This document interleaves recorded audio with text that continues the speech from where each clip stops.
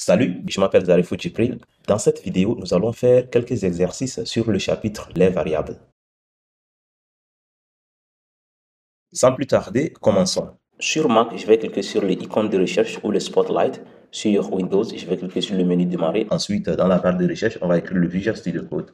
Si vous n'avez pas encore téléchargé le Visual Studio Code, référez-vous à la vidéo sur comment télécharger Python. Dans cette vidéo, j'ai expliqué comment télécharger Python et le Visual Studio Code. Ensuite, nous allons aussi, dans la barre de recherche, écrire terminal, puisqu'on va utiliser le terminal pour exécuter le code. Donc, on va l'ouvrir.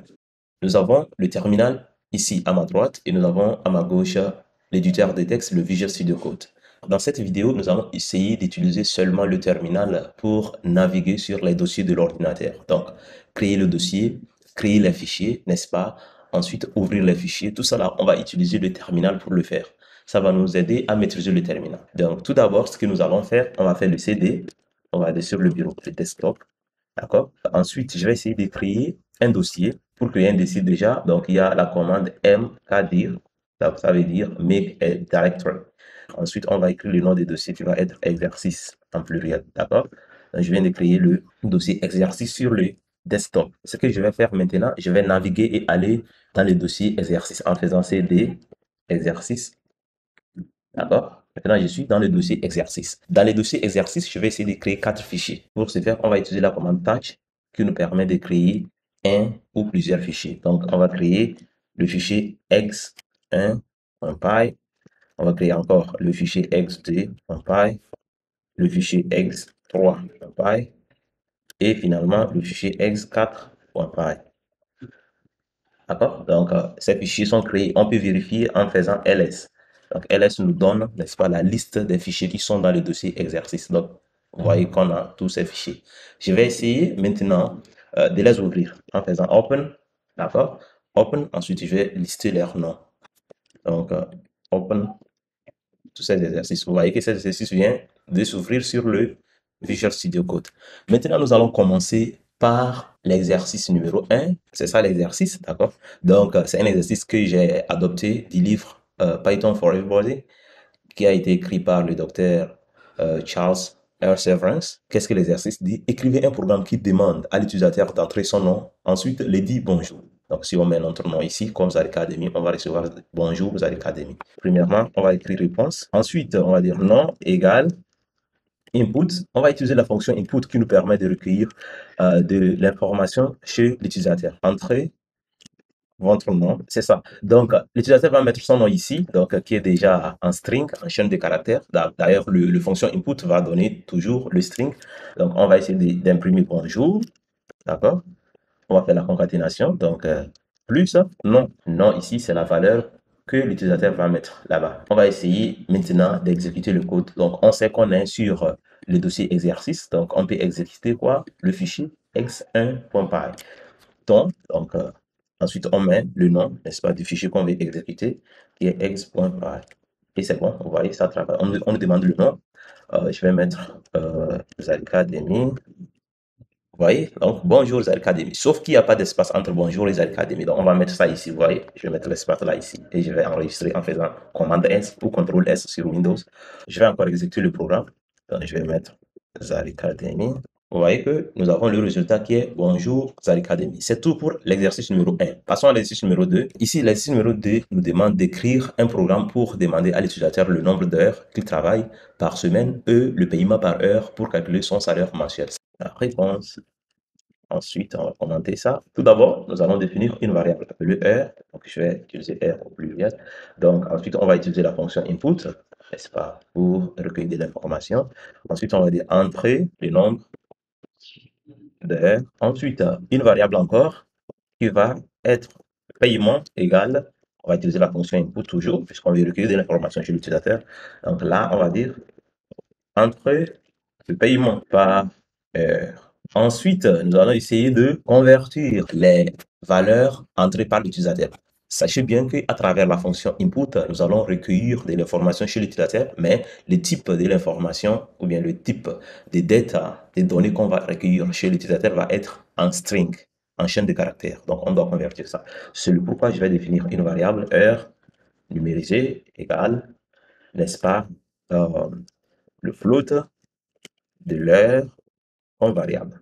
N'est-ce pas? Donc, j'ai pris la valeur ici, entrée par l'utilisateur, qui est en chaîne de caractères. Ensuite, je l'ai converti en float en utilisant la fonction float qui prend comme argument la variable à convertir. De même, pour la variable paiement, donc je vais définir paiement numérisé égale float, n'est-ce pas? Ensuite, le paiement comme variable. Ensuite, nous allons définir la variable salaire qui est égale à, donc il y a 4 semaines dans un mois, n'est-ce pas? Fois le nombre d'heures travaillées, n'est-ce pas, qui est ici, nombre d'heures numérisées. Utilisez toujours le nombre d'heures qui est converti, puisque on peut faire l'opération numérique entre les nombres, n'est-ce pas, entre les floats et les integers et non avec les strings. Donc, c'est pourquoi j'ai utilisé la valeur convertie. Fois maintenant le paiement, n'est-ce pas, par heure, qui est ici paiement numérisé, c'est-à-dire paiement converti. Ici, on va essayer d'imprimer la salaire, c'est tout, n'est-ce pas? Nous allons essayer d'exécuter le code. Je vais effacer le terminal en faisant commande K, donc sur le Mac. Si vous êtes sur le Windows, faites CLS. Ensuite, cliquez Entrée, d'accord? Ici, je vais exécuter le code en faisant Python, ensuite X2 compile. Donc, c'est l'exercice numéro D. Donc, on me demande entrer le nombre d'heures. Donc, je vais mettre 35. C'est ce que l'exercice nous demande pour pouvoir vérifier, n'est-ce pas, la réponse. Ensuite, entre le paiement par heure, 2,115, voici la réponse, 385. Donc, nous avons eu la réponse. C'est tout pour l'exercice numéro 2. Passons à l'exercice numéro 3. Voici l'exercice numéro 3, n'est-ce pas? L'exercice numéro 3 nous dit, supposons que nous exécutons les instructions d'assignation suivantes. Largeur égale 17, hauteur égale 12.0. Pour chacune des expressions suivantes, écrivez la valeur de l'expression et le type de la valeur. Donc, on va écrire la réponse et on va donner le type de la réponse. 1, largeur, donc double division par 2. Donc, on va essayer de donner les réponses. Ensuite, on va vérifier, n'est-ce pas, en utilisant l'interpréteur de Python qui est ici. Ici, largeur égale 17, donc divisé par, double division ici nous donne le quotient de la division. Et ici, 17 divisé par 2, le quotient, ça donne 8. Donc, moi, je vais essayer de mettre les réponses ici. Donc, c'est 8. Et je vais mettre entre parenthèses, le type de la réponse, c'est les integers. D'accord? Donc, ici, la réponse, c'est integer. Ensuite, la réponse de largeur divisé par 2.0. Ici, donc, la largeur, c'est 17 divisé par 2.0. Nous allons trouver combien? Nous allons trouver, donc, la division va nous donner combien? 8.5, c'est-à-dire 8,5 ici. Donc, ça, c'est un float, le nombre à virgule, n'est-ce pas? Ensuite, nous avons quoi? Nous avons hauteur divisé par 3. 12.0 divisé par 3, ça donne combien? 4.0. D'accord? 4.0, c'est toujours un float, un nombre à virgule. D'accord? Maintenant, nous avons le résultat de 1 plus 2 fois 5. Ça donne 11. Parce que ici, la multiplication est prioritaire. Donc, on va faire d'abord 2 fois 5, ensuite plus 1. Donc, la réponse ici, c'est 11. Donc, 11, c'est un integer. Donc, on va écrire seulement un int. Maintenant, on va écrire un code qui va nous permettre de vérifier tout cela. Tout d'abord, nous allons essayer de définir les variables. Largeur égale 17, hauteur égale combien? 12.O. Maintenant, nous allons essayer de les imprimer, n'est-ce pas? D'imprimer, n'est-ce pas, ces opérations-là et imprimer en même temps leur type. Regardez ce que je vais faire. Donc, pour l'opération numéro 1, on veut faire largeur divisé par double division 2. Donc, on va faire tout simplement largeur, n'est-ce pas, double division par 2. Maintenant, on va imprimer ça, n'est-ce pas? On va imprimer, n'est-ce pas, la réponse de ça là. D'accord? Ensuite, on va aussi imprimer quoi? Le type de ça, n'est-ce pas? Le type de ça. Donc, ce serait mieux de définir les variables. Regardez ce que je vais faire.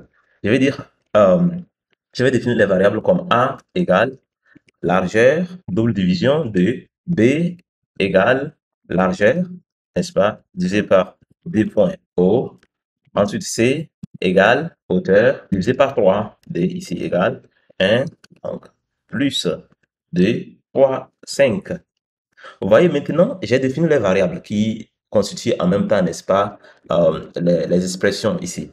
Maintenant, je vais essayer de les imprimer et imprimer en même temps leur type. Je vais dire print, imprime-moi le A, donc qui est en réalité, n'est-ce pas, le A qui est en réalité largeur, double division par 2, n'est-ce pas. Donc ici, j'ai A. Ensuite, Imprime-moi aussi les types de A. Vous vous rappelez de la fonction type? Donc, c'est la fonction qui nous permet de connaître, n'est-ce pas, les types, n'est-ce pas, d'une valeur. Donc, ici, on va passer la valeur comme argument dans cette fonction. Si vous avez oublié, référez-vous au chapitre 3, les variables, où j'ai expliqué les types de variables, n'est-ce pas? On va faire la même chose pour les autres. Nous avons écrit tout. Donc, imprime-moi A qui est égal à la largeur double division par 2. Imprime-moi les types de A aussi. Ensuite, imprime-moi B. Donc, ainsi de suite. On a tout écrit. Exécutons le code. Python x3 pareil. Vous voyez qu'on a les réponses ici. On va vérifier. Donc, on a 8 qui est un integer, 8.5 qui est un float, 4.0 qui est un float et 11 qui est un integer. Bravo. Et c'est tout pour l'exercice numéro 3. Passons à l'exercice numéro 4. Voici l'exercice numéro 4. L'exercice numéro 4 nous dit ceci. Écrivez un programme qui demande à l'utilisateur une température en Celsius, convertit la température en Fahrenheit et imprime la température convertie. Premièrement, nous allons écrire la réponse. Ensuite, on va définir une variable qui s'appelle temp égale. On va utiliser toujours la fonction input. On va demander à l'utilisateur entrer la température en Celsius. Nous allons convertir la température, n'est-ce pas, entrée par l'utilisateur, puisque tout ce qui est entré par l'utilisateur à travers la fonction input est un string, alors que nous, on veut faire les calculs avec ça. Donc, on va convertir le string en float ou bien en integer. Mais il est préférable d'utiliser le float ici, puisque l'utilisateur peut entrer quelque chose comme 35,2 degrés Celsius. Donc, c'est très important. Il faut penser à ce que l'utilisateur va écrire. Donc, je vais dire temp numérisé, donc égal float. Ah, regarde comment j'écris float. Oui, float de la température. D'accord? Et nous allons maintenant convertir cette valeur, n'est-ce pas, en Fahrenheit. Donc, nous avons la température. On va définir une variable comme temp, n'est-ce pas, Fah égale, n'est-ce pas, le temp numérisé, ici, n'est-ce pas, la valeur numérisée, fois, entre parenthèses, 9 divisé par 5, n'est-ce pas, plus 32. Alors, ça, c'est une formule, n'est-ce pas? Donc, c'est une formule pour convertir la température de Celsius en Fahrenheit, n'est-ce pas? Ensuite, nous allons essayer d'imprimer la valeur. Imprime-moi temp Fa, donc, qui est la température en Fahrenheit. Donc, ici, nous allons exécuter le code en faisant Python x4, n'est-ce pas? Donc, c'est ça, c'est l'exercice numéro 4. Donc, ensuite, qu'est-ce qu'on nous dit? Entrer la température en Celsius. Je vais mettre la température normale d'un corps humain. Voyez la réponse. Donc, ça, c'est la température normale d'un être humain en Fahrenheit. On peut ajouter un petit message ici, donc, qui va dire la température en Fahrenheit est de, n'est-ce pas? Peut-être on va ajouter quelque chose comme ça, est de, donc on va encore exécuter le code. Et voici la réponse. Bon, je vais mettre d'abord la température, bien sûr. Cette fois-ci, je vais mettre 45 degrés. La réponse, c'est ça. Donc, ici, vous avez la réponse. Je vais faire ça comme ça. Donc, on a 113.0 Fahrenheit. C'est tout pour l'exercice numéro 4. Vous allez être à mesure de télécharger le code sur le GitHub. Je vais mettre le lien dans la description de cette vidéo. Et aussi, si vous n'êtes pas à l'aise avec l'utilisation, n'est-ce pas, du terminal ou du CMD pour exécuter le code et pour naviguer à travers les dossiers et les fichiers de l'ordinateur, cliquez sur le lien qui apparaît en haut pour regarder la vidéo sur les commandes de base du terminal. Merci pour avoir suivi cette vidéo. Rendez-vous dans le chapitre suivant, les tests, c'est-à-dire les exécutions conditionnelles. If, when, while, ainsi de suite.